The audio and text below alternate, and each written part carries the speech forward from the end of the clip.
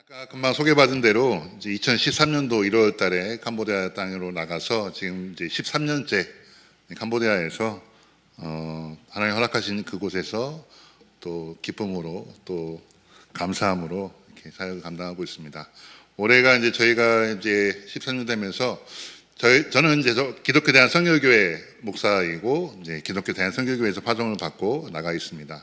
저희 교단 선교사들은 이제 5년에 한 번씩은 반드시 이제 한국에 돌아와서 교육을 받고 훈련을 받고 또 검사를 하고 다시 면접을 보고 다시 재파송을 받아야 다시 나갈 수가 있습니다. 그래서 원래 1년을 계셔야 되는 게 이제 원칙이지만 제가 또 1년 동안 이렇게 자리를 비울 수가 없어서 이번에 한 2달 정도 저희가 좀 나와서 이제 나오자마자 저희 2주 동안 숙소에서 아침 6시부터 밤 9시까지 2주 동안 훈련을 하고 또 오늘도 아침에 또 검사 이제 정신 건강이나 또 육체 건강 건강 검진을 해야 돼서 또 오늘 아침에도 검사를 하고 또 오고 뭐 또 다음 주에도 검사를 하고 이렇게 일정들이 지금 이제 빡빡하게 되어 있습니다. 그래서 오랜만에 한국에 온 가족이 다 같이 5명이 다 같이 나온 지가 되게 오래된 것 같아요. 한 4-5년 만에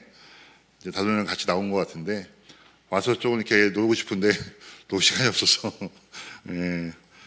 그래서 근데 이제 와서 보니까 날씨를 보니까 여기 날씨만 따지면 여기가 캄보디아인지 한국인지 잘 구별이 안 가서 오늘 또 비가 그동안 더워서 제가 이제 더운 나라에서 너무 수고 많으세요라고 하면 제가 좀 민망했거든요. 왜냐면 요즘에 보면 이제 제가 이번에 인사를 뭐라고 했냐면 더운데 사시느라고 너무 고생이 많으십니다. 요즘에는 한국이 더 더운 것 같아요. 지난 주간까지는 한국이 더 더운 것 같아서 저는 시원한 동남아에서 온 장순남 선교사님들 이렇게 인사를 했었는데 이제 비가 오고 나니까 좀 또 캄보디아에 비 오는 것 같아서 또 지금 캄보디아인지 한국인지 잘 헷갈리는데 이렇게 또 예배 한국말로 마음껏 찬양하면서 예배할 수 있으니까 또 지금 내가 한국에 와 있구나 감사하구나 하는 생각도 하게 됩니다. 좀 옆에 있는 분하고 인사하시겠습니다. 주님의 이름으로 사랑합니다. 고백하시겠습니다. 우리 또 앞뒤 분하고 인사합니다. 주님의 이름 사랑합니다. 캄보디아에서는 이 주님의 이름을 사랑한다는 표현을 잘 모르더라고요. 왜냐하면 하나님과 그러니까 신과 인간의 관계가 사랑의 관계가 아닌 거예요. 그런 관계를 가져본 적이 없는 거예요.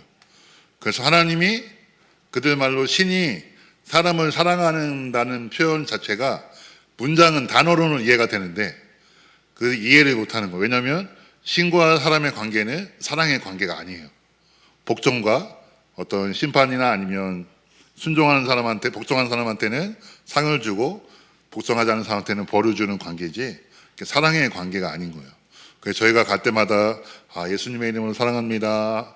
하나님이 당신 사랑하십니다. 예수님 당신 사랑하십니다. 이렇게 표현하면 말을 하는 거니까 말은 뜻은 알아듣지만 그걸 이해를 못 하더라고요. 근데 우리는 다 알잖아요. 하나님이 우리를 얼마나 사랑하시는지.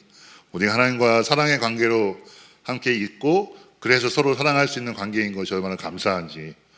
그리고 제가 이렇게 처음에는 만나는 캄보디아 분들한테 다 예수님이 당신 사랑하십니다 이렇게 표현했는데 나중에 알고 보니까 그게 무슨 소리인지 이해를 못했다라고 친구가 알려주더라고. 캄보디아 친구가 알려주더라고요. 그래서 아직도 나는 이들을 이해하는 것이 멀었구나 라는 생각도 하면서 내가 하나님과 우리가 관계가 사랑의 관계에서 얼마나 감사한지 또 이런 생각도 해보게 되었습니다. 다시 한번 감사하면서 진심으로 앞뒤 분하고 예수님의 이름으로 사랑합니다. 고백했습니다. 사랑합니다. 먼저 아까 저희 가족 소개 잠깐 목사님 해주셨는데 인사하셨는데 저희는 저 아내와 아들 셋 아주 든든한 같이 걸어가면 이제 제가 좀 보호가 되는 것 같은 아들 셋과 함께 캄보디아에 살고 있습니다. 큰아들은 이제 바로 나오기 한 이틀 전에 고등학교를 졸업했어요. 졸업하고 이제 이번에 대학을 가야 돼서 또 한국에서 지난주 일주일 내내 대학 입시 원서를 썼습니다. 그리고 이제 둘째는 이제 고2에 올라가고 막내는 이제 3학년 초등학교 3학년에 이제 올라가게 됩니다. 그래서 이렇게 세 아들과 함께 살고 있습니다. 저희가 캄보디아에 사역하면서 저희 아내와 함께 기도하면서 우리가 캄보디아 사역지에 살면서 우리가 가지고 있어야 될 핵심 가치, 어떤 가치를 가지고 어떤 것에 맞추어서 사역을 할 것인가라는 것을 하나님 앞에 좀 기도하면서 구했을 때 하나님 가장 첫 번째 주셨던 것은 예배 그리고 회복, 연합, 성장 이 네 가지 키워드를 주셨습니다. 그래서 저희가 이것을 하나님이 주신 것으로 믿고 이 주제를 가지고 저희가 어떤 사역을 하든지 어떤 선택을 하든지 어떤 고민을 하든지 이 네 가지 주제를 가지고 저희가 사역을 하고 있습니다. 그래서 첫 번째 예배입니다. 예배는 어떤 예배냐면 하나님의 임재를 경험하는 예배입니다. 그래서 저희가 예배에 집중 포커싱해서 첫 번째 한 것은 무엇이냐면 제가 이제 저희가 1년차 때는 언어 공부만 했어요. 아침에 일어나자마자 아이들 데리고 아이들 학교에 데려다 놓고 저하고 저 아내는 바로 또 저희 언어 학교에 가서 아침부터 점심 먹을 때까지 학교 수업을 듣고 학교 도서관에서 계속 공부하다가 점심은 현지 학교에서 먹고 점심 먹자마자 이제 현지 튜터 하고 따로 또 1대1로 이제 언어 공부를 더 하고 끝나면 바로 돌아오는 길에 아이를 다시 픽업해서 집에 오는 게 1년 동안 그게 일과였습니다. 그래서 1년 동안은 어떤 사역도 하지 않고 결정하고 어떤 사역도 하지 않고 이제 언어만 공부하고 그러면 딱 한 가지 한 거는 이제 시간 날 때마다 오토바이 타고 다니면서 그냥 전도하러 다닌 거예요. 말은 안 되지만 그냥 오토바이 타고 다니면서 보이는 마을마다 또 보이는 골목이 있으면 또 집에 들어가서 인사하고 또 이야기하고 이런 일들을 하다가 한 친구를 만나게 됐습니다. 한 친구를 만나게 돼서 이제 전도가 돼서 그 친구가 이제 같이 관계를 맺게 되고 양육을 하고 하면서 또 그 마을에 갈 때마다 또 그 친구 집에 방문했는데 2015년도에 그 친구 집에 갔을 때 그 친구가 선생님 그때는 뭐 저희가 누군지 잘 정확하게 모르니까 선생님 저희 집에서 예배할 수 있으면 좋겠습니다 해서 그 집 마당에서 예배를 시작했습니다. 그래서 그 집 마당에 예배를 시작해서 그 집에서 예배가 시작이 된 거예요. 그러다가 한 이제 1년 정도 그냥 나무 밑에서 평상위에서 앉아서 뭐 주일학교 아이들하고 또 어른들도 같이 예배하다가 어느 날 저희가 주일날 교회를 갔는데 그 친구가 자기 집 뒷마당으로 저희 부르는 거예요. 가보니까 뒷마당에다 이 친구 자기 뒷마당을 싹 정리하고 뒷마당에다가 나무로 움막을 만들었어요. 그래서 선생님 우리 이제 아이들까지는 다 많아서 못 들어가지만 우리 어른들은 여기서 예배하면 좋겠습니다. 저희가 거기가 바로 저희 1호 성전입니다. 그래서 거기서 또 봉헌 예배를 드리고 거기서 예배를 드리기 시작했어요. 그러다가 이제 그 공간이 좀 작아지니까 근데 가끔 팀이 이렇게 들어올 때마다 좀 헌금해 주시고 어느 분이 헌금해 주시면 이제 그 땅을 좀 정리하고 다시 이제 지붕만 이렇게 양철로 지붕만 세워서 또 예배 드리다가 조금 더 누가 헌금해 주시면 이제 바닥을 조금 흙바닥이었던 데를 좀 바닥을 또 타일 깔고 조금 더 또 예배 드리다가 벽이 좀 허전하니까 벽에다가 조금 이렇게 나무로 좀 막고 뭐 이렇게 또 지붕이 너무 낮아서 너무 더워서 낮에 뜨거우니까 양철 지붕 한 장이니까 너무 뜨겁잖아요. 그래서 이제 조금 또 헌금 받으면 이제 그냥 이렇게 쇠파이프로 이렇게 올린 거니까 중간에 잘라서 늘려서 지붕 들어 올려서 중간에 하나 막아서 또 예배 드리고 막 이렇게 한 3년을 이렇게 예배 드리다가 또 하나님 또 은혜를 주셔서 땅을 구입하게 되고 이제 2018년도에 교회가 이제 지금 교회가 왼쪽에 사진 보시면 많이 예배 드리고 있잖아요. 저희가 지금 예배 드리고 있는 예배당입니다. 그래서 이제 저 교회 지금 끄랑 사랑교회에서 저희가 예배를 드리고 있습니다. 지금은 이제 주일학교 예배하고 또 중고등부 예배하고 학생 예배하고 어른 예배 이렇게 따로따로 예배 나눠서 예배 드리거든요.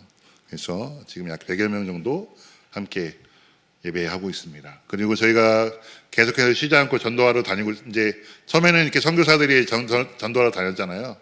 근데 제가 이제 얼마 전부터는 한 3년 전부터는 우리 전도사님하고 제가 매주 월요일마다 또 시간이 있을 때마다 둘이 오토바이 타고 이제 다니는 거예요.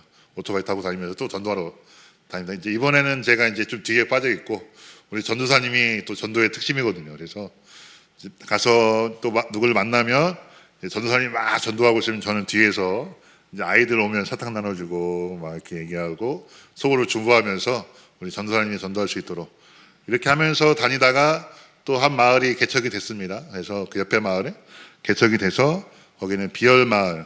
그래서 지금 거기 똑같이 바닥에 포장 깔고 그냥 지붕 나무 밑에서 예배하고 있어요. 지금도. 그래서 이렇게 끄랑마을, 비열마을 현지인 교회가 개척이 돼서 지금 예배를 드리고 있습니다. 또 예배가 중요하기 때문에 오른쪽에 보면 이제 저희 교회는 약간 프놈펜, 캄보디아 수도 프놈펜의 외곽 지역에 있습니다.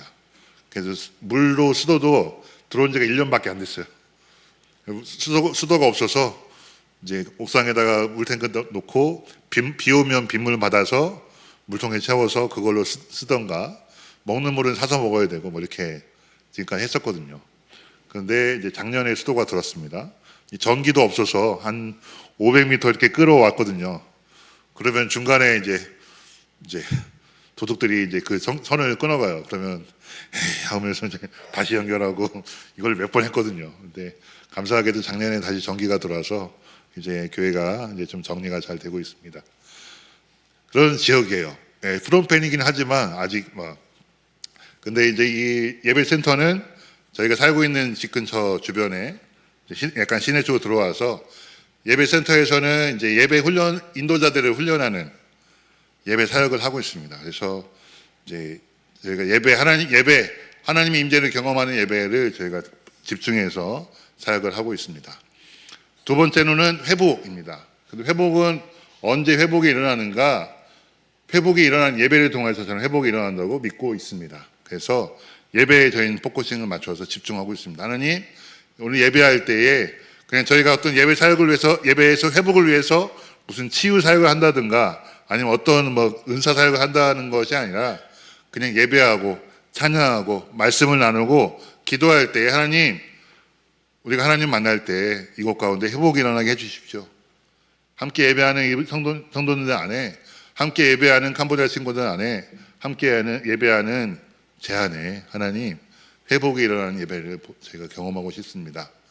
이런 마음으로 우리가 예배하고 있고 또 이제 어떤 영적인 회복뿐만 아니라 육신적인 회복이 필요한 사람들이 많이 있어요. 제가 아까 말씀드렸던 것처럼 저희가 사역하는 지역은 프놈펜 외곽 지역이어서 아주 어려운 사람들만 있습니다. 외곽 지역이라는 게 무슨 얘기냐면 시골에 자기 고향에서 할 게 없어서 프놈펜에 가서 어떻게 먹고 살아보려고 프놈펜에 왔는데 수도 서울에 왔는데 수도에는 들어가지 못하고 그 외곽에서 살고 있는 거예요. 그러니까 자기 고향도 아니죠. 그렇다고 프놈펜에 들어가지도 못하죠. 그러니까 그 외곽 주변 지역에서 아주 어렵게 살고 있는 분들이 많아요. 그런 분들이 대부분 교회에 오죠. 그러니까 그런 분들은 정말 하루하루 먹고 살기도 너무 힘든 분들이 너무 많습니다.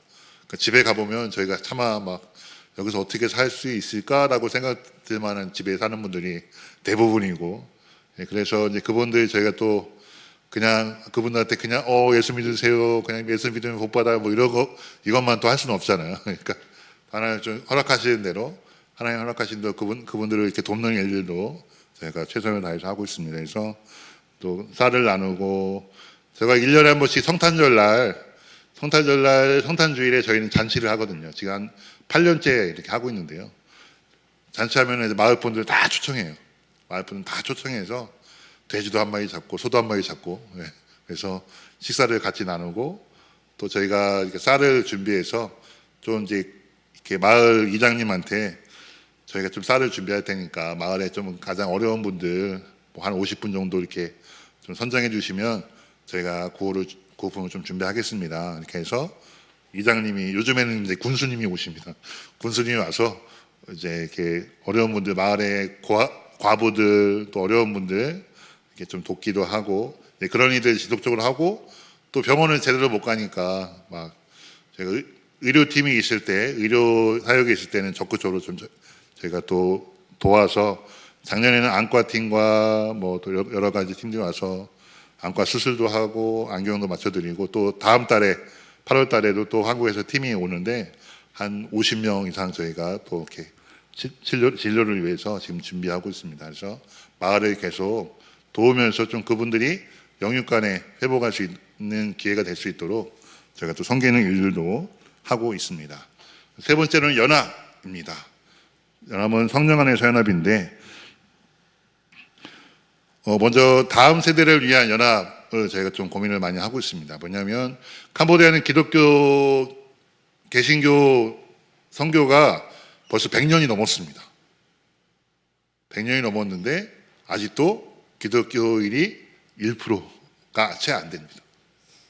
이 얘기는 무슨 얘기냐면 아주 쉽지만 어려운 날 캄보디아에서 저희가 뭐 전도하고 하는 거 아무도 말리는 사람이 없거든요. 선교사도 되게 많아요, 캄보디아에.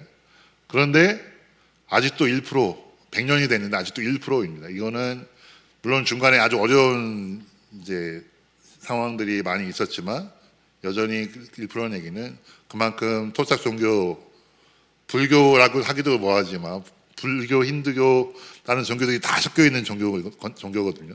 그 종교가 이제 아주 꽉 잡고 있으니까 나라 전체가 그냥 불교의 나라라고 지금은 많은 분들이 이해를 하고 있으니까 그러니까 그 안에서 이 기독교를 살아간다는 것은 아주 어려운 일입니다.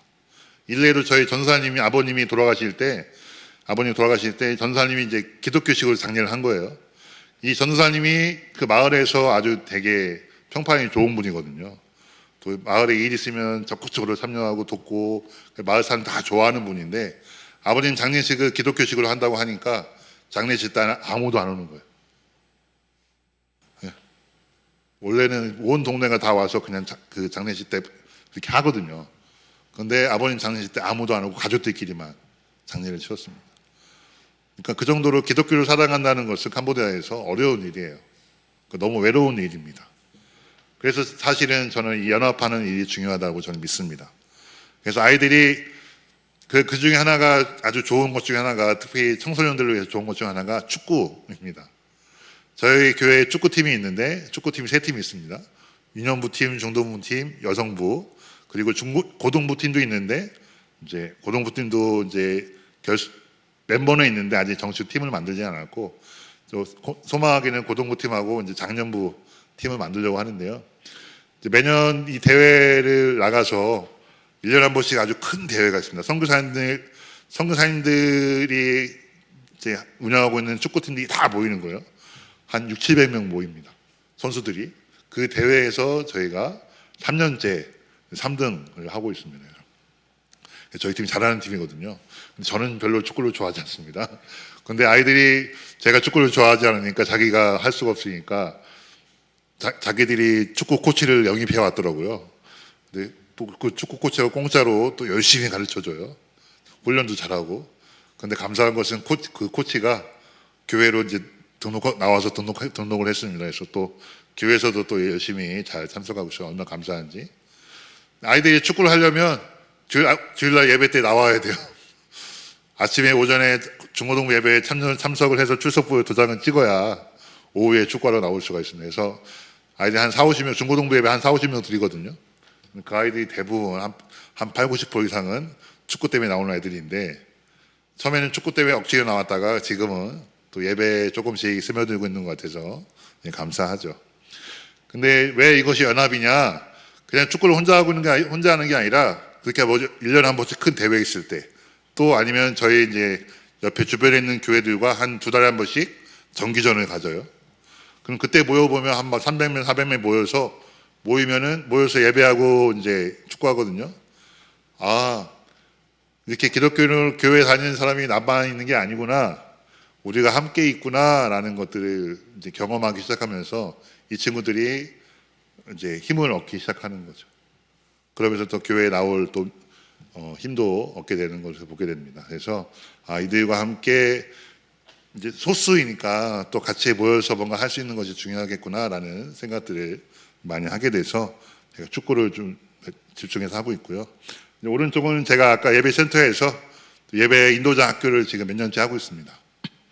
그래서 예배 세미나 하루 하는 세미나는 지금 7회째 하고 있고요. 7년째 하고 있고 이제 한 6주 과정, 5주 과정 하는 세미나는 저희가 이제 세 번째 준비하고 있습니다. 그래서 그거를 저희 센터에서 또 하는 세미나가 있습니다. 그래서 이것은 그냥 단순히 제가 저희 교인들 훈련시키는 게 아니라 교회 인도자들을 이렇게 훈련하는 일이에요. 그래서 이 교회 인도자들도 모이면 자기 교회에서는 너무 힘든 상황에서 어렵게 하다가 모여서 그 같은 고민을 하는 사람들끼리 모여서 공부하고 또 배우고 힘을 얻고 가니까 이분들한테도 되게 큰 또 교회의 또 예배가 중요한 부분이니까 교회 예배를 세울 수 있는 그런 이제 연합 사역을 저희가 계속해서 하고 있습니다. 또 하나 저희가 주일학교를 위해서 좀 준비하고 지금 하고 있는 것이 있는데, 저희 학생들이 예배 전에 아침에 나와서 이렇게 게임을 합니다. 이게 그냥 만든 게임이 아니고 한국에는 이제 어하나라는 프로그램으로 알려져 있죠. 그래서 아주 오래된 어린이 주일학교 프로그램입니다.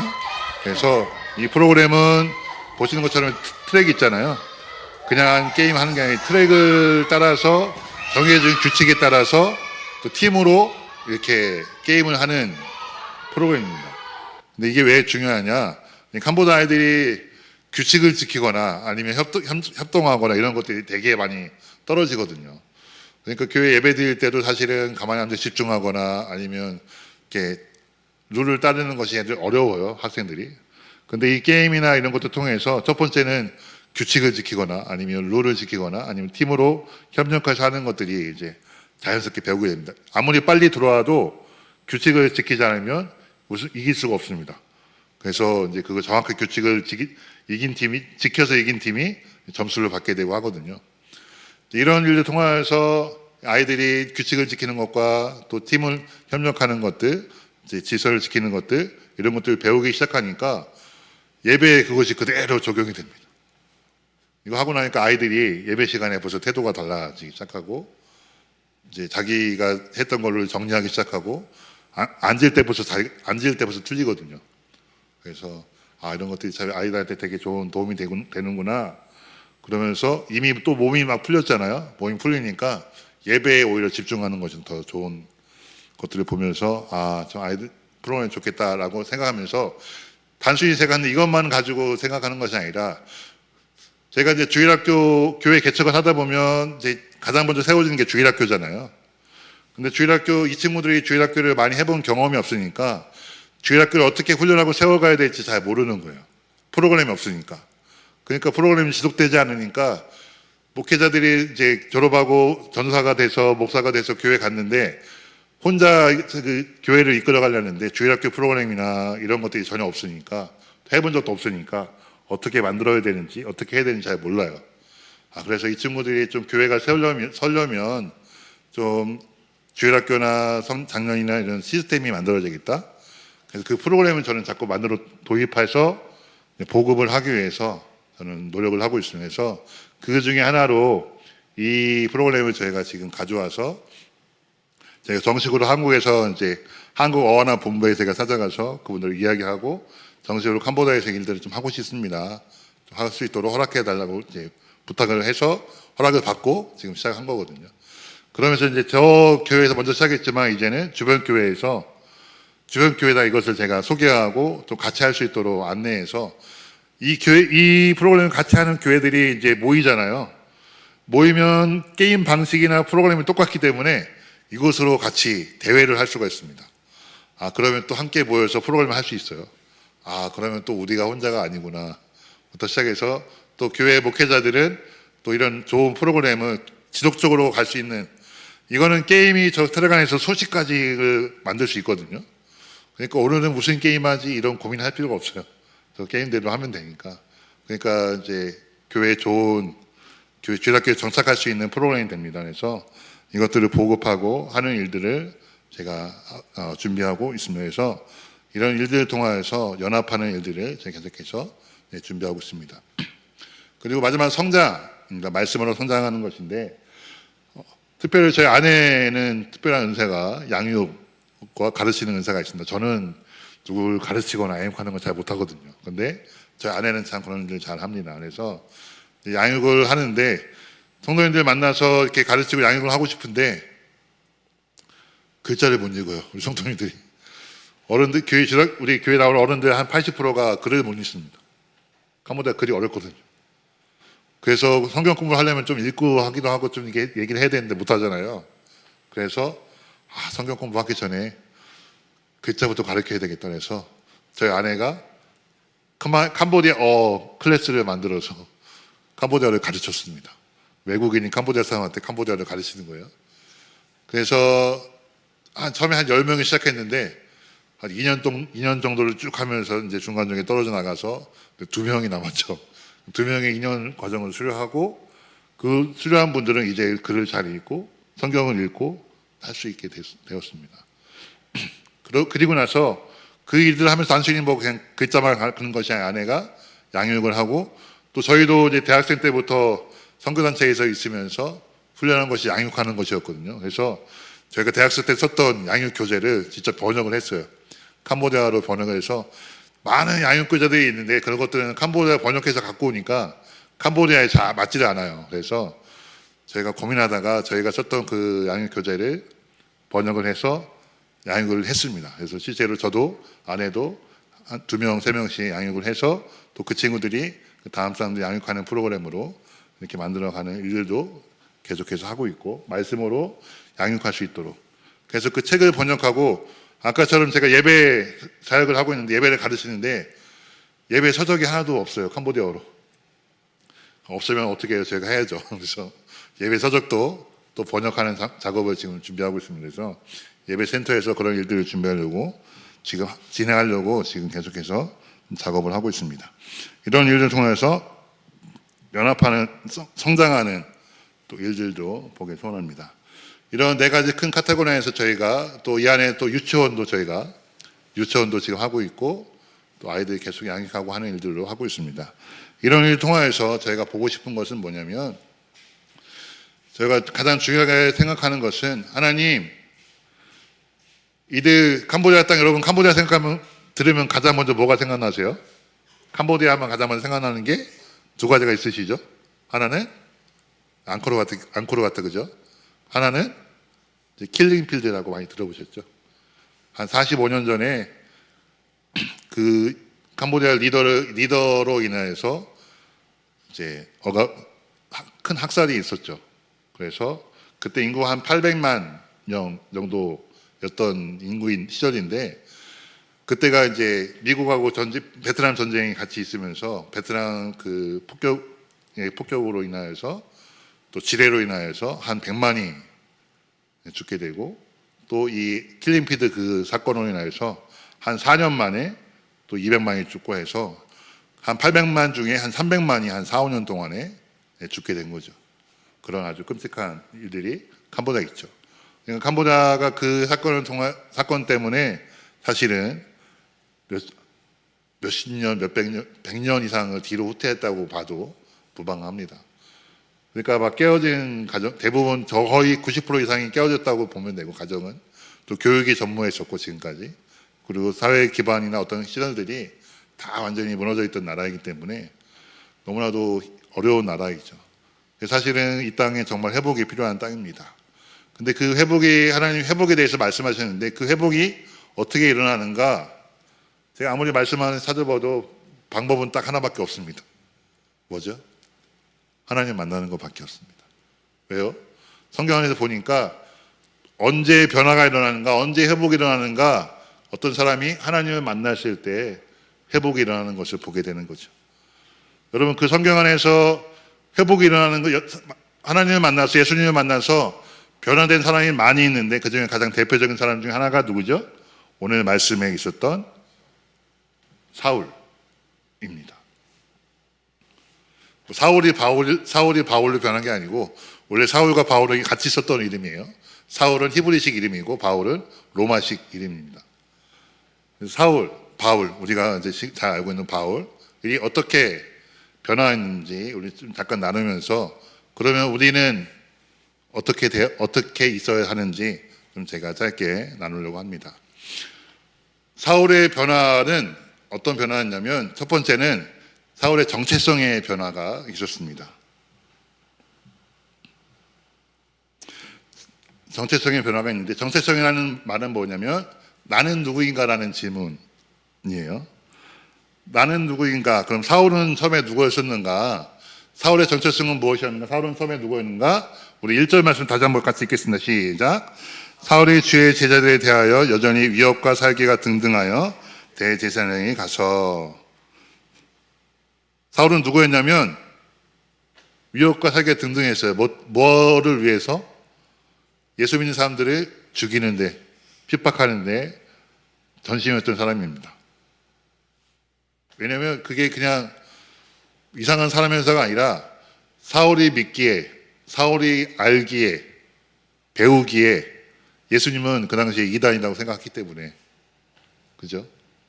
그래서 자기가 믿는 하나님 앞에 충성을 다했던 사울이었기 때문에 누구보다 더 열심히 예수 믿는 사람들을 핍박했던 사람입니다.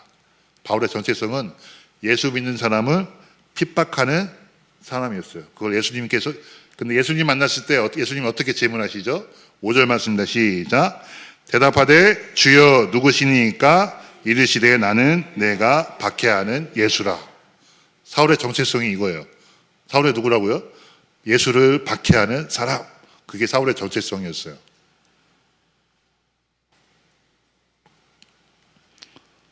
사람들이 그걸 다 알고 있죠.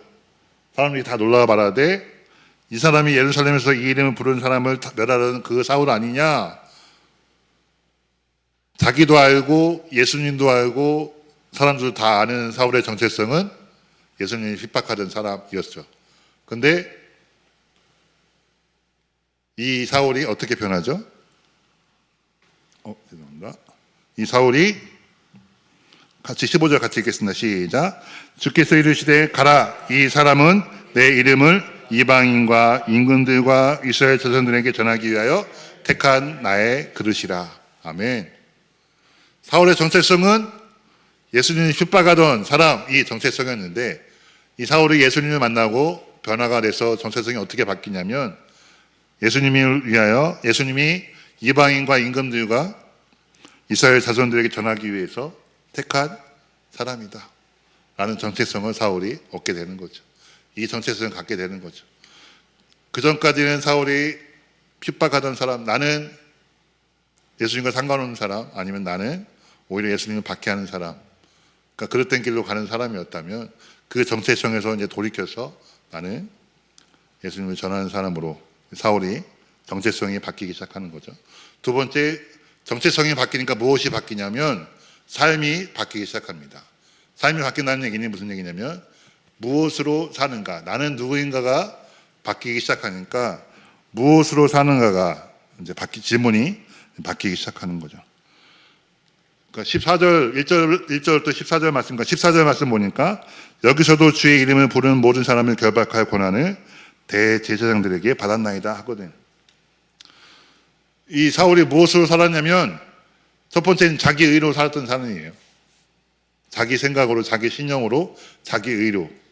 그 의가 어디서 왔냐면 자기 배운 것을 온 거죠. 누구한테 배웠냐면 대제사장들한테 그거를 배운 거죠. 회당에서, 유대인 회당에서 그것들을 배워서 예수는 이단이다. 그러니까 자기가 배운 신념, 신앙에 위배가 되니까, 이 사람은 자기 신념으로 살았던 사람이니까. 그랬던 사울이 8절에 예수님을 만난 다음에 어떤 일이 일어나죠? 사울이 땅에서 일어나 눈은 떴으나 아무것도 보지 못하고 사람의 손에 끌려 다메섹으로 갔다. 여기 1절 말씀 보면 살기 등등하여 있던 사울이, 자기 신념으로 살았던 사람이 8절 말씀 보면 예수님 만난 다음에 아무것도 못하고 눈도 못 보고 아무것도 못해서 사람의 손에 끌려가야 되는 상황이 되는 거죠. 그리고 나서 17절 말씀 보니까 어떻게 변하냐면, 형제 사울아, 주 곧 내가 오는 길에서 나타나셨던 예수께서 나를 보내어 너로 다시 보게 하시고 성령으로 충만하게 하신다 라고 표현하고 있습니다. 자기 신념으로 살았던 사람이 성령의 충만함으로 살아가는 삶으로 바뀌기 시작합니다. 예수님 만난 다음에. 성령으로 충만하겠다라는 것은 무슨 얘기냐면, 우리가 물속에 얼마큼 들어가냐라고 똑같은 비유가 됩니다. 무슨 얘기냐면 우리가 물속에 강을 건널 때 우리가 발목까지만 건너 들어가면 뭐 조금 불편하지만 제 마음대로 다닐 수 있죠. 그죠? 뭐 뛸 수도 있고 뛰어다닐 수도 있고 다닐 수 있어요. 근데 만약에 허리까지 차면 물론 제 마음대로 갈 수는 있습니다. 갈 수는 있지만 불편하죠. 그죠? 좀 떠날려 가기도 하고 그래요. 근데 만약에 목까지 차면 이제 가는 것도 힘들고 막 이제 더 많이 밀려가지만 그럼에도 불구하고 내가 가고 싶은 쪽으로 보고 가려고 할 수 있죠. 근데 만약에 머리 끝까지 차면 어떻게 되죠? 그때부터는 제 마음대로 갈 수가 없습니다. 그냥 물이 흘러가는 대로 가야 되는 거죠. 그죠? 성령으로 충만합니다라고 말할 때는 바로 그것이에요. 그냥 적당히 발목까지, 허리까지, 목까지 성령에 충만한 것이 아니라 성령에 충만하다라고 말할 때는 온전히 성령 안에 들어가 있는 상태를 말합니다. 그때는 성령이 허리까지만 차면 기분 좋을 때는 성령이 따라가고 또 저 하고 싶은 거 있을 때는 제 마음대로 가고 할 수 있죠. 근데 성령의 충만함이라고 말할 때는 성령에 이끌려 사는 삶을 말하는 것이죠. 근데 바울이 처음에는 자기 신념으로 자기 의로 자기 뜻대로 자기 의지로 살았던 사람이라면 이제는 성령으로 충만함으로 사는 사람으로 바뀌었다라는 것이죠. 그리고 이것이 바뀌니까 삶이 바뀌니까 이제 소명이 바뀌기 시작합니다. 무엇을 위해서 사는가가 바뀌기 시작하는 거죠. 4절 말씀 또 8장 3절 말씀 보니까 사울이 교회를 잔멸할새 각 집에 들어가 남녀를 끌어다가 옥에 넘기니라. 박해하는 그런 사람이었죠. 그러니까 이 예수 믿는 사람들을 없애는 것이 사울의 사명이었어요. 그것을 위해서 살았던 사람이에요. 그래서 7장 말씀, 사도행전 7장에는 무슨 얘기 나오죠? 스데반의 순교가 나옵니다. 사람들이 스데반이 하나님의 말씀을 전할 때 막 소리 지르면서 스데반을 돌로 쳐 죽이죠. 그리고 죽였던 사람들이 자기 옷을 벗어서 증인들이 옷을 벗어서 누구 앞에 놓죠? 이 사울 앞에 갔다가 내가 이 사람을 죽인 사람입니다. 증인으로 갖다 놓은 거예요. 나는 이렇게 우리 하나님 앞에 충성을 했습니다라고 얘기하는 거죠. 그 대장이 사울이었어요. 그렇게 사울의 삶의 목적은 하나님을 위해서 예수 믿는 사람들을 다 처단하는 것이 사울의 목적이었습니다. 근데 사울이 변하니까 하나님의 택한 그릇이 되어서 20절 말씀에 어떻게 하죠? 즉시로 각 회당에서 예수가 하나님의 아들이심을 전파하니, 예수 믿는 사람은 멸하던 사람에서 예수님을 전파하는 사람으로, 예수님을 전파하는 일에 목숨을 거는 사람으로, 그 일을 위해서 사는 사람으로 소명이 변화하기 시작했습니다. 언제요? 예수님을 만났을 때. 그래서 우리는 변화가 필요하죠. 근데 변화는 어떤 순간적인 경험이 또 필요합니다. 우리가 처음에 예수님을 만났을 때 누군가의 전도를 통해서 아니면 또 어떤 누군가의 특별한 계기로, 은혜로, 아니면 또 어렸을 때부터 뱃속에서부터 여러분 예수님 알았지만 또 어느 특별한 순간 예수님을 인격적으로 만났던 그 순간이 여러분에게 있으시죠. 그 순간의 절대로 한 번은 필요합니다. 사울에게도 그런 시간이 있었죠. 다메섹으로 간 도상에서 하나님을 만났습니다. 예수님 만나면 변화가 돼요. 왜요? 예수님이 우리를 바라보는 마음을 알게 되면, 시선을 알게 되면 우리는 변하기 시작합니다. 이것도 말씀이 한 번만 더 읽겠습니다. 9장 13절 말씀과 15절 말씀입니다. 13절 말씀은 사람들이 사울을 봤던 견해이고요. 15절 말씀은 예수님께서 사울을 보는 견해였어요. 사람들이 볼 때는 이 사울은 하나님을 박해하는 사람이었습니다. 근데 예수님이 볼 때는, 하나님 볼 때는 택한 그릇이었습니다. 사울이 이것을 알기 시작하면서, 이것을 깨닫기 시작하면서 사울의 변화가 시작됐죠. 근데 이 변화에서 중요한 것은 순간이지만 또 하지만 순간이 아닙니다. 이게 무슨 얘기냐면 3일의 시간이 필요한 거예요. 우리 9절 말씀 같이 읽겠습니다. 시작. 사흘 동안 먹지도 못하고 보지도 못하니. 아멘. 이 바울은 아주 힘이 있는 사람이었잖아요. 그런데 구절 말씀 보니까 사흘 동안 보지도 못하고 먹지도 아니하니라. 아무것도 할 수 없는 그런 상황 가운데에서 3일 동안 사울이 무엇하고 있었을까요? 아무것도 보지 못한 3일 동안. 3일 동안 아무것도 보지 못하고 먹지도 못하면서 바울이 어떤 생각을 하고 있었을까요? 이게 갑자기 무슨 일이지? 나 빨리 예수 믿는 사람 죽이러 가야 돼. 빨리 담에서 가서 내 그 사명을 해야 되는데 이게 무슨 일인가? 그런데 또 한번 생각해 보니까 내가 지금 오는데 그 빛을 만난 것도 되게 놀라운 경험인데 그 안에서 예수님이 명확하게 나는 네가 핍박하는 예수라 이러면서 찾아온 예수님을 경험하면서 이게 뭐지? 이게 무슨 일이지? 내가 귀신에 씌였나? 아니면 혹시 저 예수님이 진짜인가? 이 고민들, 이 씨름을 3일 내내 했을 거예요. 그죠? 이 씨름을 3일 내내 했을 거예요. 성경에서 이 3일의 시간 아주 중요한 의미를 가지고 있습니다. 어떤 하나님의 특별한 변화를 말씀하시거나 구원의 일이나 어떤 특별한 변화의 그 시즌마다 그 계기마다 하나님께서 말씀하신 것이 3일이에요. 요나가 물고기 뱃속에 3일 동안 들어가 있었고, 가장 우리가 잘 아는 것은 예수님이 3일 만에 부활하셨고, 아브라함이 이삭을 바치러 갈 때 며칠 길을 갔죠? 3일 길을 갔어요. 아브라함이 이삭을 데리고 3일 길을 가면서 어떤 생각을 했을까요? 그냥 소풍같이 놀러 갔을까요? 하나님이 자기 사랑하는 아들 이삭을 죽여서 바치라는데 그 명령을 듣고 처음에는 아브라함이 하나님 내가 좀 잘못 들었나 생각했다가 아니면 하나님이 무슨 뜻이 있겠지 한번 가보는 거죠. 근데 하루 갔는데 하나님이 여전히 말씀 안 하시네. 아무 말씀도 없어요. 하나님 이게 무슨 일입니까? 둘째 날 가다가 하나님 오늘은 말씀하시겠지. 그래 내가 좀 장난친 거야.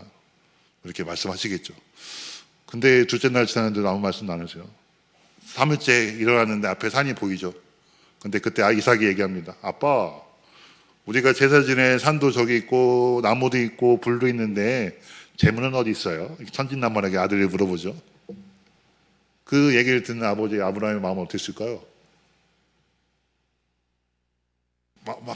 마음은 그렇지만 떨리는 마음으로 하나님이 준비하셨어 라고 말은 했지만 그 마음은 어땠을까요? 어떤 시름이 그 안에 있었을까요? 어떤 고민이 그 안에 있었을까요? 그 고민하는 3일의 시간이 필요하다고 말하는 거죠. 예수님이 왜 죽기 전 십자가에 달리기 전날 왜 피눈물 흘려가면서 기도하셨을까요?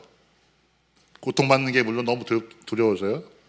3일 동안 하나님과의 관계가 끊어지는 것이 너무 어려워서 기도한 거잖아요. 그 3일 동안 예수님이 어떤 씨름을 하셨을지, 그렇다면 우리가 하나님 변화되기 위해서 우리는 어떤 씨름을 해야 되는 건지 고민해 볼 필요가 있는 거죠. 우리가 변화하기 위해서는 바로 그 시간이 필요한 거예요. 그래서 우리가 지금 계속해서 교회 나와서 하나님 앞에 또 기도하고 하나님 앞에 또 구하고 하나님 앞에 또 엎드리고 또 나아오고 하나님 앞에 또 구하고 하는 이것이 있다면 그 3일의 시간은 우리가 필요하기 때문에 그렇습니다. 근데 그 3일의 시간 우리 힘으로 할 수 없어요. 그래서 주시는 것이 은혜입니다.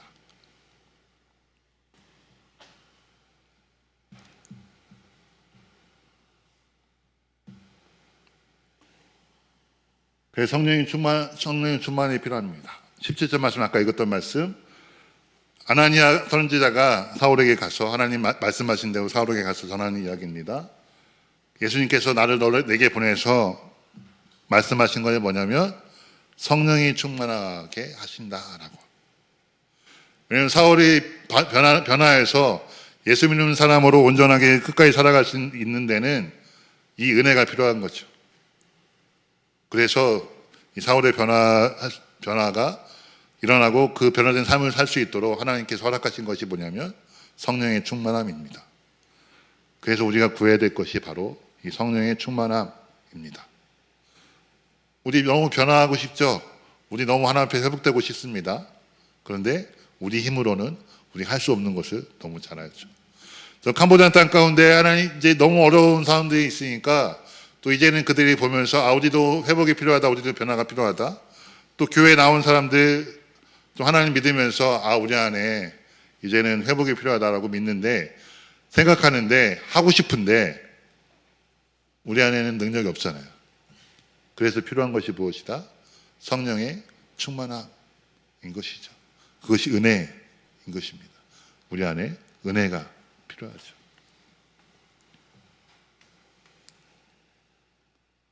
그래서 이 은혜를 말미암아서 우리가 하나님 앞에 변화되기 시작할 때 어떤 일들이 일어나냐면 우리 마지막으로 사도행전 9장 31절입니다. 한번 같이 읽겠습니다. 시작. 그리하여 온 유대와 갈릴리와 사마리아 교회가 평안하여 든든히 서가고 주를 경외함과 성령의 이로로 수가 더 많아지니라. 아멘. 그리하여라는 말은 그 앞에 이제 어떤 일들이 일어나는 거잖아요. 사울이 변화해서 예수를 전하는 일들이 전심하기 시작하니까 교회들이 다 난리가 난 거예요. 이제 유대인들도 난리가 나고 교회도 난리가 난 거예요. 저 사람이 변했다고 진짜일까? 그래서 변했다고 생각한 유대인들은 이 사울이 변했다고 생각하니까 사울을 죽이려고 하고 그래서 사울이 막 도망다니거든요. 또 기독교인들, 그리스도인들에게서도 사울이 바뀌었던 사울이 갑자기 예수님을 전하니까 저 사람 이게 무슨 꿍꿍이가 있는 거 아닌가? 그래서 의심하기 시작하니까 이제 베드로와 이 사도들이 변화하죠. 사울 우리가 우리가 보니까 사울은 정말 변해서 우리와 같이 되었다라고 변호해서 교회가 받아들이기 시작하죠. 그 일이 있고 난 다음에 그리하여 온 유대와 갈릴리와 사마리아 교회가 평안하여 든든히 서가고 주를 경외함과 성령의 위로로 수가 많아졌더라. 아멘. 부흥이 그것 가운데 일어나는 것들을 보게 됩니다. 그리고 그 다음 이제 10장부터 그 다음 절부터 계속해서 초대교회 부흥의 이야기들이 나오기 시작합니다. 이 일들이 어디서 시작했다고요? 바울의 변화부터 시작했습니다. 바울 한 사람이 예수님 만나서 변화하기 시작하고 그 변화된 삶대로 성령의 충만함으로 살아가기 시작하니까 그것 가운데 이런 변화들이 일어나는 것들을 보게 됩니다.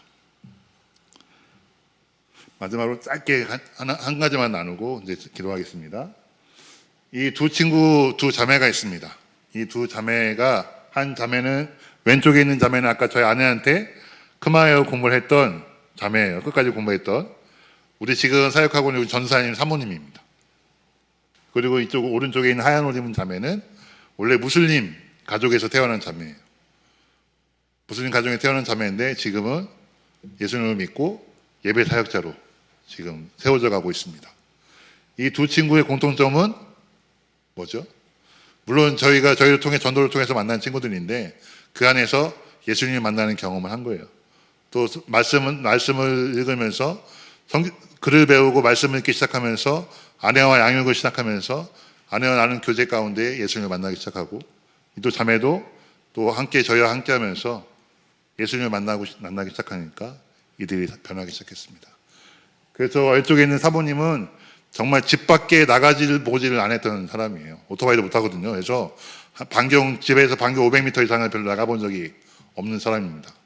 글도 못 읽으니까 완전히 아무것도 안 하고 그냥 집에만 있던 사람이었어요. 근데 지금은 또 글을 읽기 시작하고 하나님을 만나기 시작하면서 완전히 사람이 바뀌어서 교회에서 좋은 리더로 교회학교 선생님으로 서고 있습니다.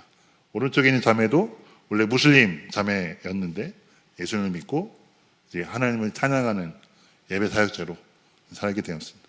이들의 변화를 통하여서 하나님께서 아주 작은 변화, 한 사람의 변화일 수 있지만 이들이 변화할 때 그것 가운데 하나님의 부흥이 있을지 믿습니다.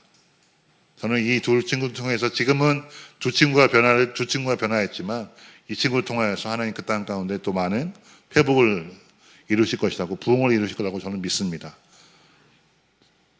서울 대방교회 좀 앉아 계신 여러분 한 사람 한 사람이 또 지금까지 많이 변화해 하나님 앞에 나와왔고 또 그 일을 통해서는 부흥이 있었고 또 여러분 한 사람이 계속해서 하나님 앞에서 회복하고 부흥되는 일들을 통하여서 여러분 삶 가운데 여러분 주변 삶 가운데 부흥이 있게 될 것을 제가 믿습니다. 아멘. 또 그런 일들이 있게 될 줄 믿습니다. 그 일을 어떻게 감당할 수 있다고요? 성령의 충만함으로. 우리가 날마다 구하고 기도해야 될 것은 바로 이 성령의 충만함인 것을 여러분 좀 기억하시면 좋겠습니다.